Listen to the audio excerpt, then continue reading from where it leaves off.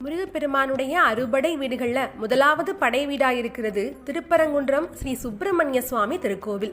திருப்பரங்குன்றம் என்ற பெயர்ல பரம் என்றால் பரம்பொருளான சிவபெருமானையும், குன்றம் என்றால் குன்று அதாவது மலையையும், திரு என்பது அதன் சிறப்பை உணர்த்தும் அடைமொழியாக திருப்பரங்குன்றம் என ஆயிற்று. திருப்பரங்குன்றம் லிங்க வடிவமாக காட்சியளிக்கும் அருட்செறிந்த மலை.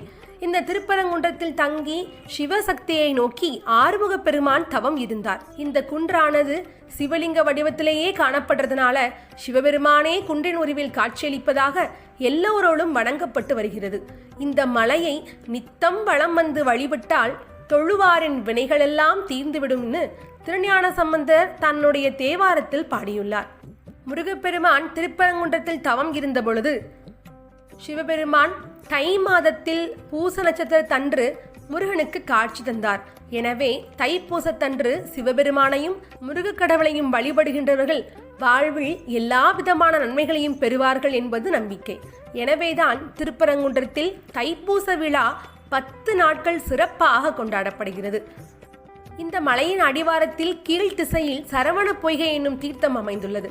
இத்தீர்த்தம் முருகனுடைய கை வேலினால் உண்டானதென்றும், இத்தீர்த்தத்தை கண்டாலும் நீராடினாலும் பாவங்கள் நீங்க பெற்று விரும்பிய வரத்தை பெறுவர் என்றும் கூறப்படுகிறது. முருகப்பெருமான் தெய்வானையை திருமணம் செய்து கொண்ட தலமும் இந்த திருப்பரங்குன்றம்தான். எனவே மணிவிழா நிகழ்த்த உரிய திருத்தலம் இது. இத்தலத்தில் திருமணம் செய்து கொள்ளல் சிறப்பு என்று கருதப்படுகிறது. ஒருமுறை நெற்றிக்கண்ணை திறந்ததால் சிவபெருமானின் பார்வைப்பட்டு சர்ம நோய்க்கு ஆளான நக்கீரர் இத்தலத்து பெருமானை வழிபட்டு நோய் நீங்க பெற்றார். இந்த கோவில்ல முருகப்பெருமான் திருமண கோலத்தில் மணமகனாய் தெய்வானையுடன் திருத்தோற்றம் கொண்டு விளங்குகிறார்.